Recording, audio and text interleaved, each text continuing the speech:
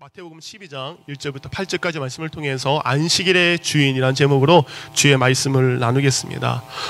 전도서는 누가 썼죠? 솔로몬이 썼죠. 그래서 솔로몬을 일컬어 지혜자이다, 그리고 전도자라는 이야기를 합니다. 전도 3장 1절에 보면 지혜자이자 솔로몬인 그가 모든 일에 때가 있다는 것을 이야기합니다. 정해진 시간이 있다는 이야기죠. 저는 3장 1절부터 한번 보겠습니다. 표준 세번역으로 나와 있는 겁니다. 제가 천천히 읽겠습니다. 모든 일에는 다 때가 있다. 세상에서 일어나는 일마다 알맞은 때가 있다. 태어날 때가 있고 죽을 때가 있다. 심을 때가 있고 뽑을 때가 있다. 죽일 때가 있고 살릴 때가 있다. 허물 때가 있고 세울 때가 있다.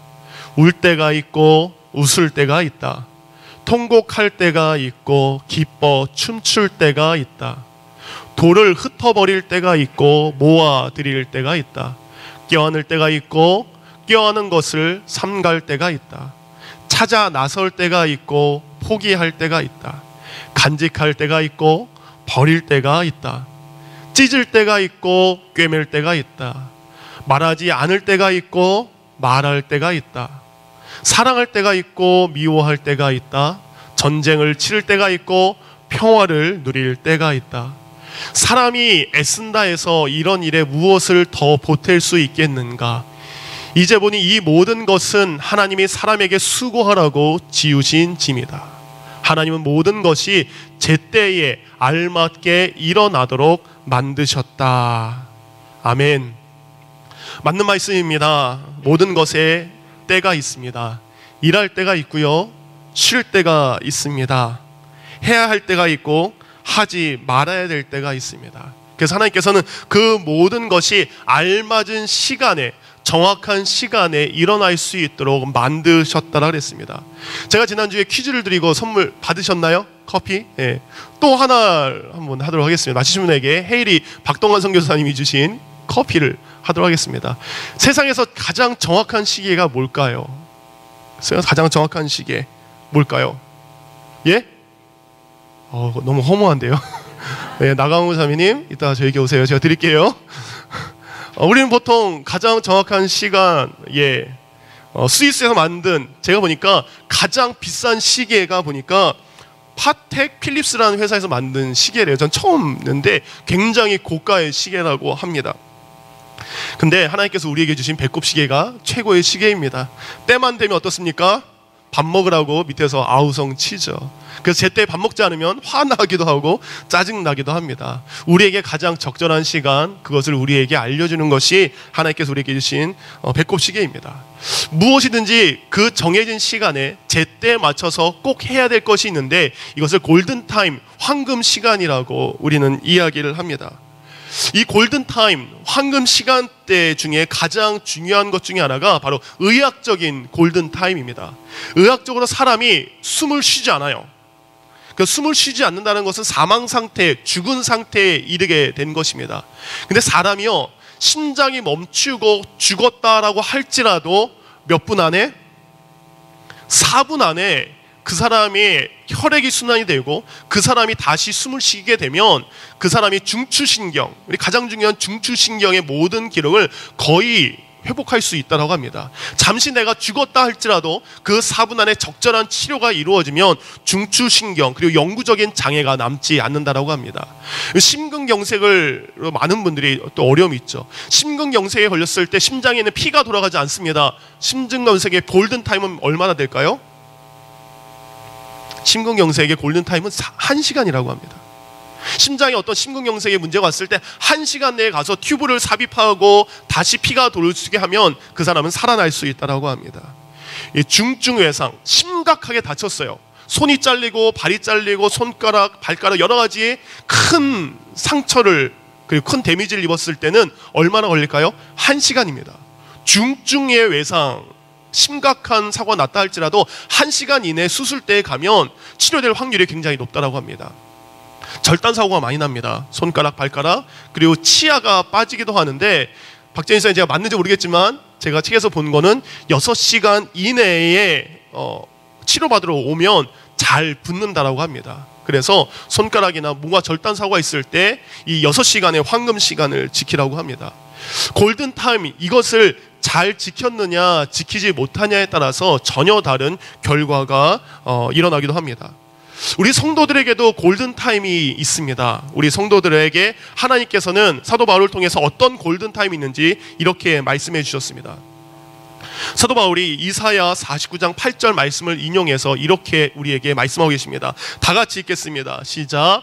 일시되 내가 은혜 베풀 때에 너에게 듣고 구원의 날에 너를 도왔다 하셨으니 보라 지금은 은혜 받을 만한 때요 보라 지금은 구원의 날이로다. 아멘.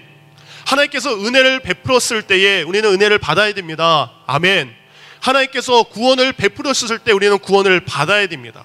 하나님께서 은혜를 베푸셨는데 내가 은혜를 받지 못하고 하나님께서 예수 그리스도의 이름으로 구원을 베풀어 주셨는데 우리가 구원을 받지 못하면 그 결과는 비참하기 때문입니다. 그래서 은혜를 받지 못한 자 그는 영적 사망에 이르게 되는 것이고 구원을 받지 못한 자 그는 심판에 이르게 되는 것입니다. 그래서 말씀하십니다. 언제 은혜 받아야 됩니까? 보라 지금은. 언제 우리가 구원의 은혜를 경험해야 됩니까? 보라 지금은. 한 가지 재미난 심각한 그림을 한번 봤습니다. 어느 교회 주보에 실린 내용입니다. 내일도 하잖아요. 내일 가면 되지 라는 내용인데 밑에 보니까 보라 지금은 은혜 받을 때요 보라 지금은 구원의 날이로다. 근데 여기 보니까 사람이 죽었을 때 하는 근조 표시가 되어 있죠. 내일이 안 올 수도 있기 때문입니다. 때로는 우리가 하나님께서 은혜를 주실 때 그 은혜를 사양하고 그 은혜를 미룰 때가 있습니다. 하나님은 기도를 통해서 우리에게 은혜를 주십니다. 근데 우리는 이렇게 얘기합니다. 지금은 바빠서 기도 못합니다. 나중에 하겠습니다. 하나님께서는 예배를 통해서 우리에게 주시는 은혜가 있습니다. 오늘은 제가 꼭 중요한 만남이 있습니다. 오늘은 제가 꼭 주일날 해야 될 일이 있습니다. 예배는 다음 주에 드리겠습니다. 여러 가지 주님을 위한 충성과 헌신과 봉사를 부탁합니다. 올해는 제가 회사에, 올해는 제 비즈니스에, 올해는 제 가정 가운데 처리해야 될 일들이 있습니다. 이 일들이 잘 되면 그때 제가 한번 생각해 보겠습니다. 우리는 미루게 됩니다. 2주 전부터 주일학교와 그리고 우리 학생부 아이들이 큐티를 시작했습니다. 큐티를 시작해서 아이들이 은혜를 받을 수 있는 시간을 아이들에게 제공을 하고 있습니다. 근데 여러분, 아이들한테 숙제했어? 공부했어? 라고 물어보지만 너 큐티 했니? 물어보셨습니까? 아니면 반대로 아이들이 공부하고 있어요. 아이들이 큐티를 하고 있습니다. 아이들이 성경을 책을 펴고 하나님의 뜻이 무엇인가 그것에서 무엇인가 발견하려고 해서 애들이 묵상하고 있는데 가서 너 숙제는 다 하고 그거 하는 거니? 너 공부는 다 하고 그거 하는 거니? 오히려 우리는 그런 말을 할 때가 많다는 것입니다. 아까 이야기한 전도서 3장 11절은 하나님께서 우리에게 하나님의 모든 것이 제때 알맞게 일어나도록 해야 되는 것입니다. 운동을 하지 않습니다. 그리고 밥도 급하게 먹습니다. 많이 먹습니다. 그리고 쉬지 않고 밤늦게까지 일을 합니다. 술과 담배로 우리의 몸이 상하게 됩니다. 그러면 결국 건강에 이상이 생기는 것처럼 우리가 은혜 받을 때 은혜를 받지 않고 우리가 구원의 은혜에 동참하지 않았을 때 바로 우리에게 찾아오는 것이 있습니다. 바로 영적인 결핍과 빈곤입니다. 그래서 우리가 은혜가 없다 보면 찾아오는 것, 이것도 시험거리입니다. 저것도 시험거리입니다. 이 사람도 불편합니다. 이것도 밉습니다. 이런 다툼이 생깁니다. 그리고 우리 입술에 언젠가 즐거움과 감사는 사라지고 그리고 은혜가 풍성한 기쁨의 삶보다는 우리 가운데 즐거움과 감사가 사라진 안타까운 삶을 살게 됩니다. 바로 은혜를 받아야 될 때 그 은혜를 방치하고 그 은혜를 외면했기 때문입니다. 근데 이 은혜는 어떻게 회복됩니까? 사람 몸이 피곤하면 쉬면 돼요. 사람 몸이 지치면 쉬면 됩니다. 근데 영적인 일은 그렇게 해서 다시 회복되지 않습니다. 제가 교회에서 누군가에게 실족당했어요. 목사님, 제가 교회를 며칠 쉬겠습니다. 몇 달 쉬겠습니다. 내가 시험당해서 내가 은혜가 고갈돼서 이런저런 일 때문에 제가 교회를 이제 떠난 다음에 다시 돌아와서 힘을 충전한 다음에 교회 생활하겠습니다. 절대 있을 수 없습니다. 기도가 되지 않습니다. 지금은 기도가 되지 않으니까 기도를 잠시 쉬겠습니다. 그럼 며칠 뒤부터 기도가 짤짤짤 나옵니까? 말씀이 어렵습니다. 말씀을 펼치기가 너무 힘듭니다. 그래서 성경책을 펼치 않으면 말씀은 절대 깨달을 수 없고 절대 알아갈 수 없다는 것입니다. 우리의 육이 쉬어야 되는 것처럼 우리 영적인 사람은 영적인 일에만 우리가 회복되고 치료될 수 있습니다. 더 늦기 전에, 그 때가 지나기 전에 하나님께서는 그 은혜의 때에, 바로 지금 이 때에 은혜를 받으라고 우리에게 말씀하는 겁니다. 오늘 저희가 읽었던 마태복음 12장은 예수님과 바리새인들의 안식일 논쟁입니다. 하나님께서 이스라엘 백성들에게 시내산을 통해서 안식일을 허락해 주셨습니다. 그래서 여러 날 중에 월화수목 금토 주일 여러 날이 7일이 있는데 그 중에 한 날을 허락해서 안식일로 지키라고 우리에게 주셨습니다. 그래서 이 안식일에 대한 계명이 신명기 5장과 출애굽기 20장이 이 안식일에 대한 계명입니다. 한번 다 같이 읽겠습니다. 시작. 내 하나님 여호와가 내게 명령한 대로 안식을 지켜 거룩하게 하라. 엿새 동안은 힘써 내 모든 일을 행할 것이나 일곱째 날은 내 하나님 여호와의 안식일인즉 너나 내 아들이나 내 딸이나 내 남종이나 내 여종이나 내 소나 내 낙이나 내 모든 가축이나 내 문 안에 유하는 객이라도 아무 일도 하지 못하게 하라. 내 남종이나 내 여종에게 너같이 안식하게 할지니라. 아멘. 하나님께서는 일곱째 되는 날을 안식일로 주셨습니다. 이스라엘 백성들이 애굽에 자그마치 430년 동안 종살이 했어요. 종살이 하면서 그들이 한 것은 뭐냐면 피라미드를 세우는 거였어요. 가시면 피라미드에 보면 굉장히, 그리고 엄청나게 큰 돌들이 있습니다. 그거를 옮겨서 피라미드를 짓습니다. 그리고 온갖 잡신들의 신전들을 짓는데 그들은 동원되었습니다. 월요일도 없고 일요일도 없고 토요일도 없고 아무 날도 없이 그들은 왕의 궁궐을 짓는데, 피라미드를 짓는데 그들은 열심히 일해야만 됐습니다. 그렇게 살던, 노예와 같이 430년을 살던 그들에게 이제는 출애굽 시켜서 이제 가나안 땅에 들어가게 하십니다. 이제 그들이 가나안 땅에 들어가서 살아야 되는데 그들이 어떻게 살아가야 되는지 주신 계명이 이 말씀인데 바로 무엇입니까? 안식하라는 겁니다. 쉬라는 것입니다. 430년 동안 그들은 쉼이 없었습니다. 430년 동안 그들은 고통당하고 압제당하고 억압당해서 안식도 없었고 참된 쉼이 없었습니다. 그래서 그들이 가장 필요한 것이 한 날을 정해서 너희들이 먹고 살아야 되는 일 때문에 6일 동안은 열심히 일하지만 이제는 쉬어라, 이제는 안식하라, 이제는 평안을 누려라 라고 우리에게 주신 것입니다. 그래서 10계명 중에 몇 번째 계명입니까? 4번째 계명으로 안식일을 거룩하게 지켜라 라고 주신 것입니다. 그럼 우리에게 주신 이 안식일 우리가 어떻게 보내야 될까?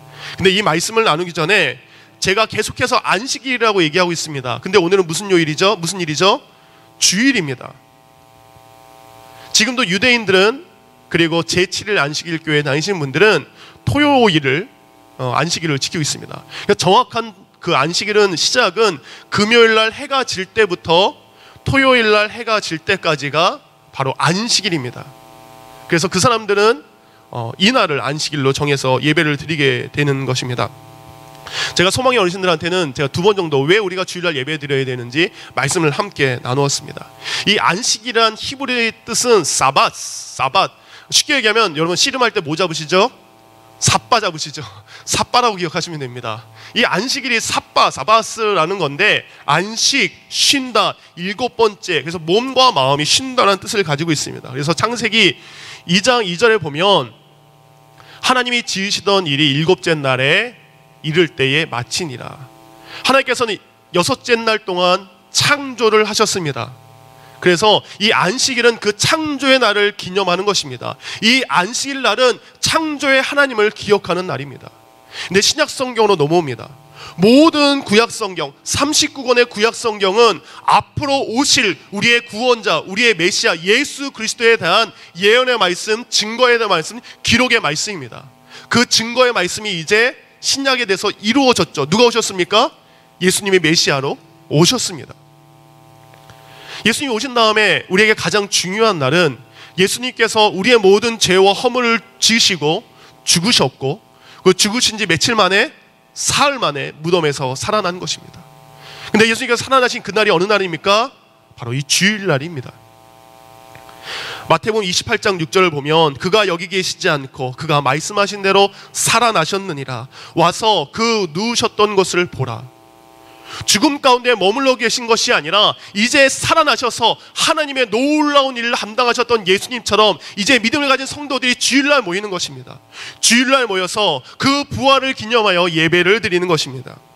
그래서 안식일이 창조를 하신 하나님을 기념하는 날이라면 우리에게 주일은 이제 새 창조의 날을 주신 예수 그리스도를 기념하여 부활의 날, 바로 주일날 예배를 드리는 것입니다. 그래서 고린도전서 16장 2절에 보면 그 성도들이 매주 첫날, 여러분 달력 보시면 어느 날부터 시작합니까? 주일부터 시작하죠. 그 첫날 모여서 예배를 드립니다.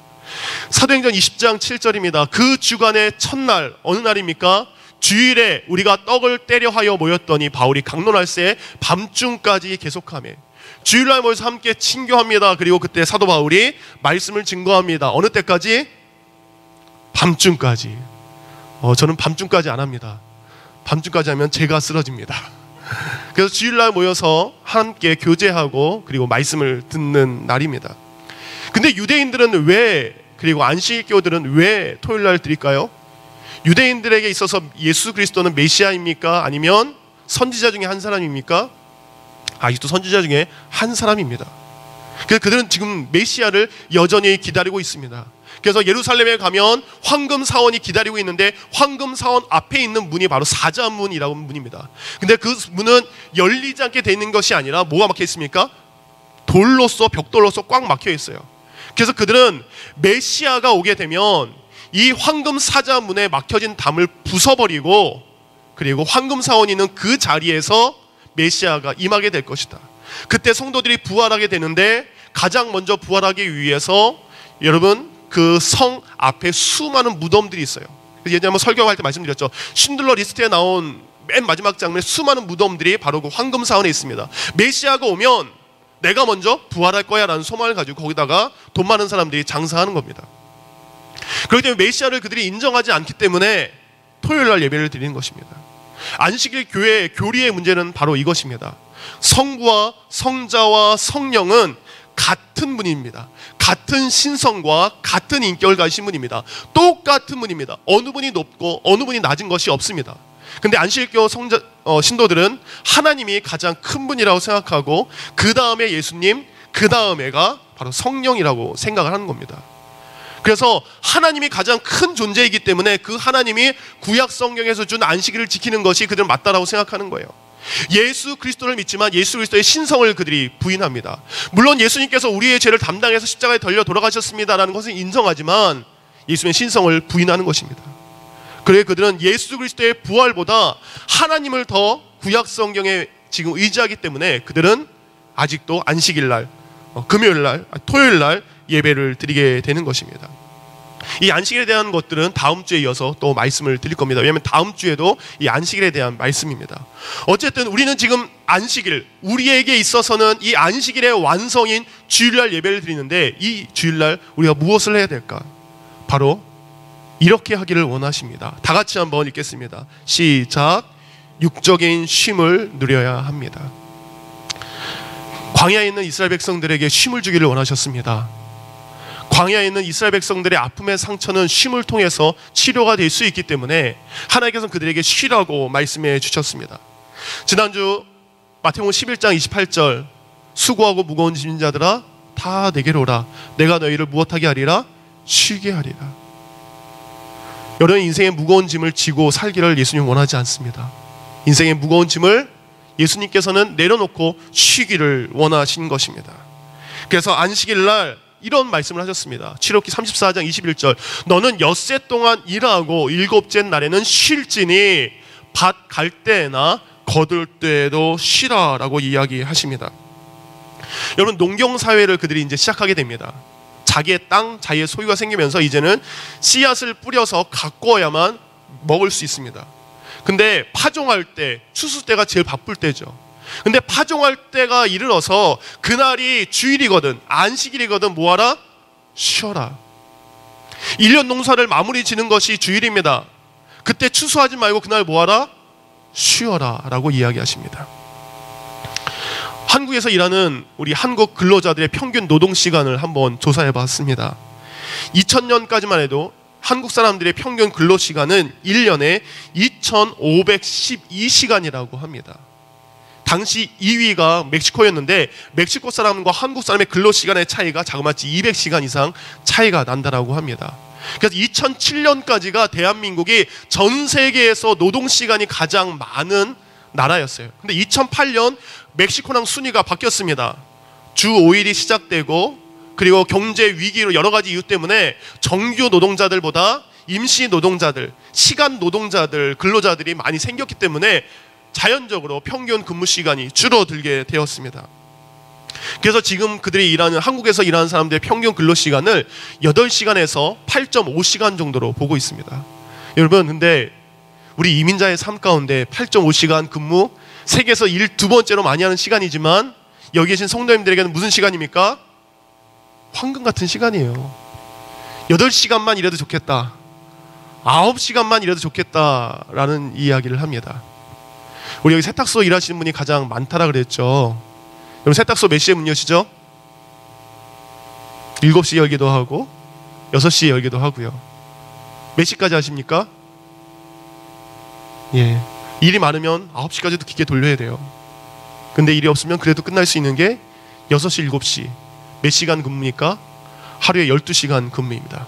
우리 이춘상 형제님 비릴 서플라이에서 두 번째로 성도님 많이 일하는데 하루에 몇 시간 일하시죠? 몇 시에 출근하십니까? 9시까지 출근하십니까? 그래서 몇 시까지 하세요?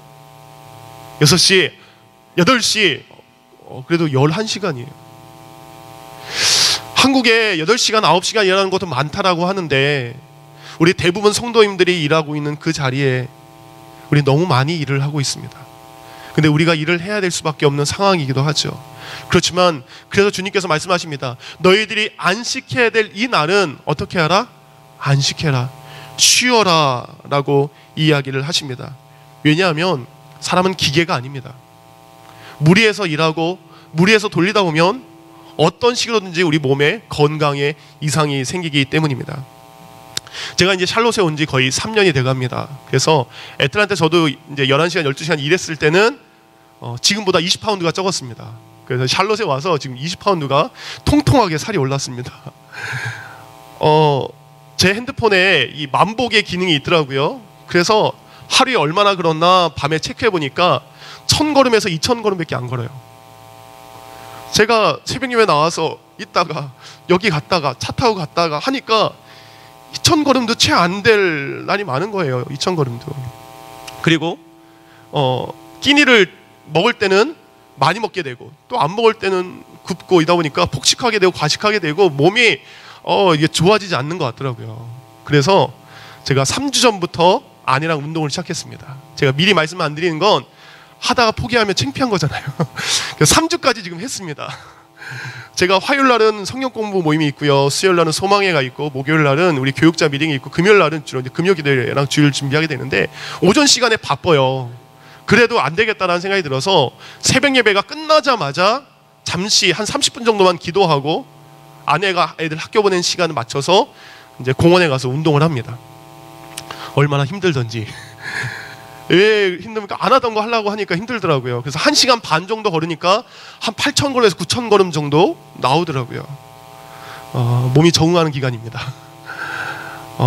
하나님께서 우리에게 주신 이 몸이 있습니다. 이 몸을 우리가 소중하게 생각해야 됩니다. 그래서 하나님께서는 우리에게 이 몸에 육신의 쉼을 취하라고 얘기하십니다. 오늘 성경 본문에 보니까 예수님의 제자와 예수님께서 밀밭 사이를 지나가요. 근데 지나갈 때 그냥 지나가면 됐는데 남의 밀밭을 지나가면서 제자 중에 누가 거기에 있는 밀을 뜯어가지고 손으로 이렇게 하면서 드셨대요. 우리 어르신들 옛날에 밀 그렇게 해서 드셨다고 얘기 들었습니다. 배가 고프니까 그들이 밀 이삭의 일부를 하다가 먹은 거예요. 근데 그것을 보고 바리새인들이 지적하는 겁니다. 아니, 오늘은 안식일인데 다른 날도 아닌 이 안식일 날 당신의 제자들은 왜 일을 합니까? 하나님께서 정해주신 이 안식일의 규례를 왜 어긋나게 합니까? 근데 하나님께서 우리에게 이 안식일에 대한 계명을 주셨을 때 실은 몇 가지 안 됩니다. 안식일을 잘 지켜라, 안식일을 거룩하게 지켜라. 하나님께서 안식일을 이렇게 해라 굉장히 디테일하게 말씀하지 않으셨어요. 근데 이런 내용들은 후대에 자꾸 생기게 된 겁니다. 살이 붙여지고 살이 붙여진 겁니다. 그래서 안식일에 지켜야 될 규범이 39가지 정도 돼요.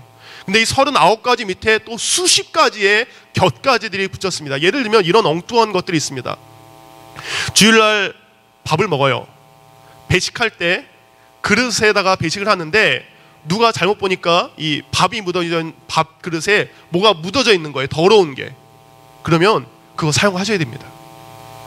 밥그릇에 뭐가 묻었고 지저분한 게 먹었어도 고를 수 없습니다. 고르면 안식일을 범하는 겁니다. 내가 과일을 먹습니다. 안식일 날 포도송이를 먹는데 먹다가 썩은 것이 있습니다. 골라서 드시면 그것도 안식일을 범하는 것이라고 유대인들은 이야기합니다. 땅에서 자라는 모든 것 어떤 것이라도 잎도 뽑거나 잘라내면 안 됩니다. 그 과일을 따거나 채소나 그리고 버섯을 채취해도 안 됩니다. 근데 포도송이는 또 된다라고 이야기를 합니다.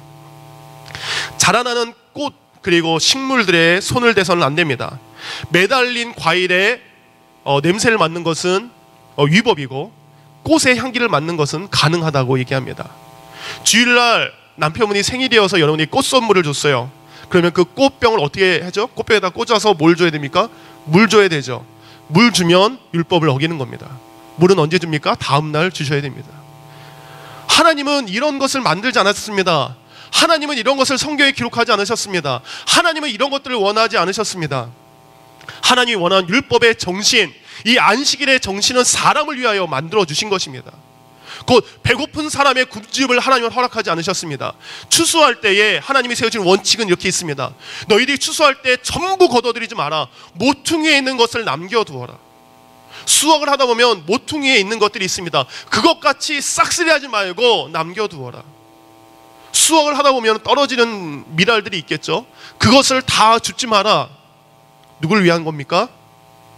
가난한 사람들을 위한 겁니다. 고아들을 위한 겁니다.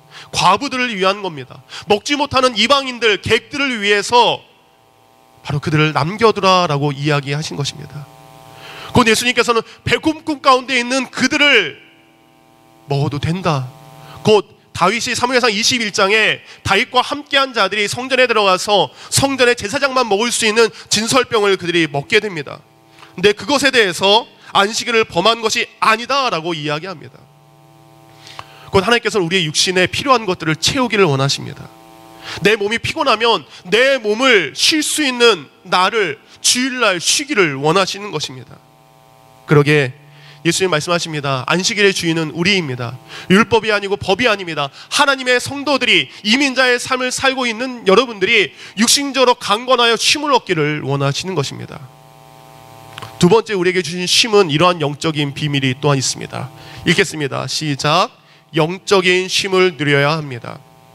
안식일 쉬라고 했으니까, 주일날 쉬라고 했으니까 아침부터 저녁까지 교회도 나오지 말고 늦잠 자고 그래 푹 쉬어라, 이런 의미일까요? 아니죠. 하나님께서 우리에게 영적인 쉼을 우선이라고 얘기하셨습니다. 레위기 19장 30절입니다. 다 같이 읽겠습니다. 시작.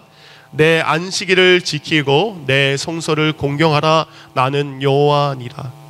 누구의 안식일입니까? 하나님의 안식일이 먼저입니다. 하나님의 안식일이 먼저입니다. 내 성소는 어떤 곳입니까? 하나님이 임재하시는 곳입니다. 하나님이 임하시는 곳을 공경하라라고 이야기하십니다.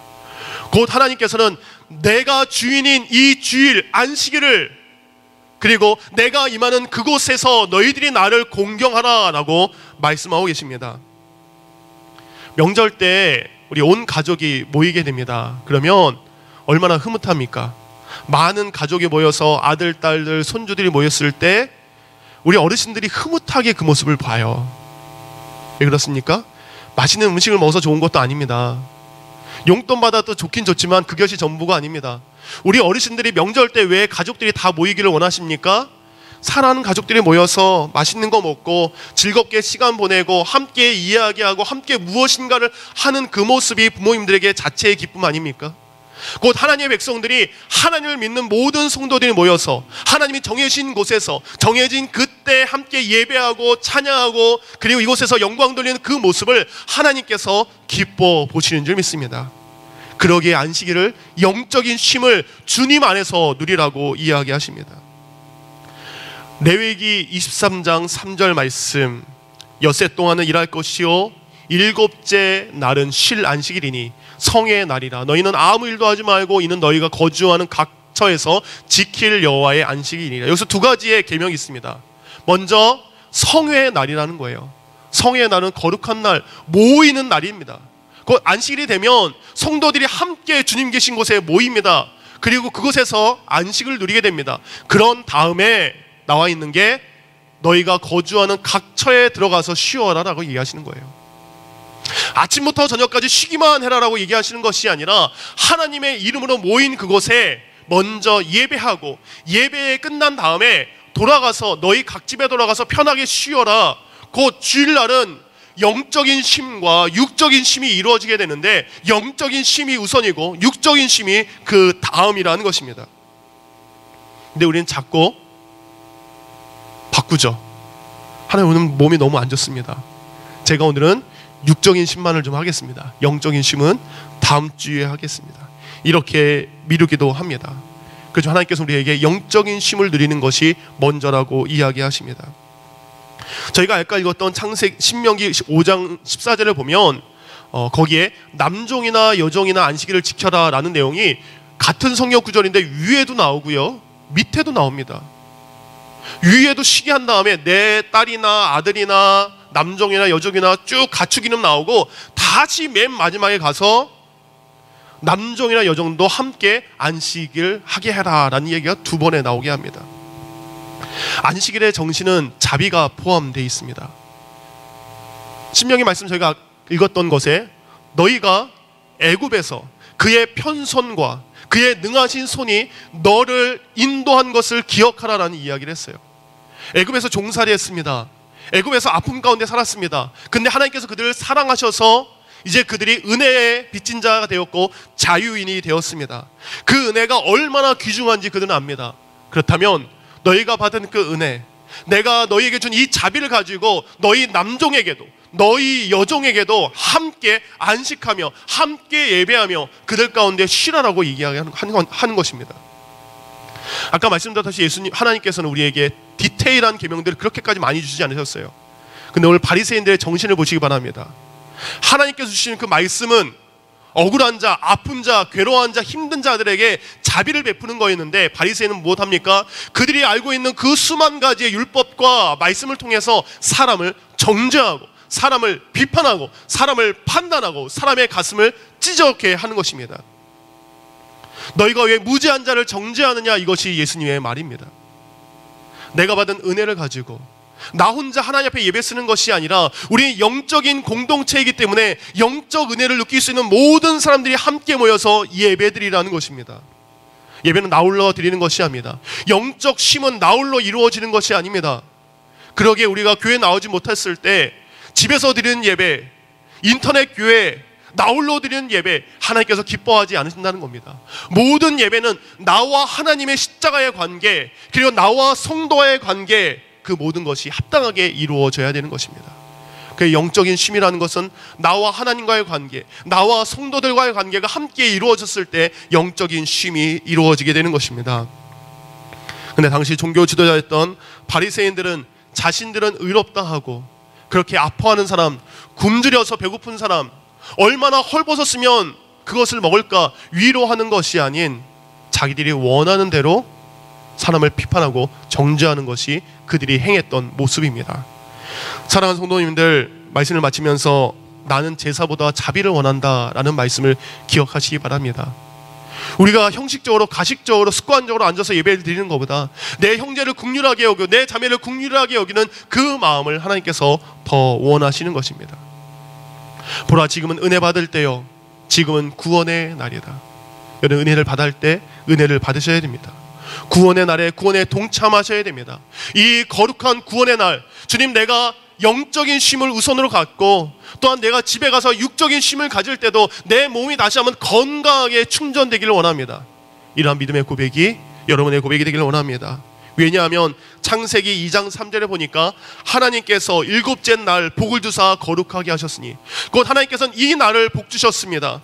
출애굽기 20장입니다. 나 여호와가 안식일을 복되게 하여 그 날을 거룩하게 했다. 이사야 58장입니다. 안식일을 잘 지키는 자에게 즐거움이 회복될 것이고, 그리고 야곱의 축복이 그에게 임할 것이다라고 주님께서는 말씀하고 계십니다. 안식일의 복이 여러분에게 임하기를 원합니다.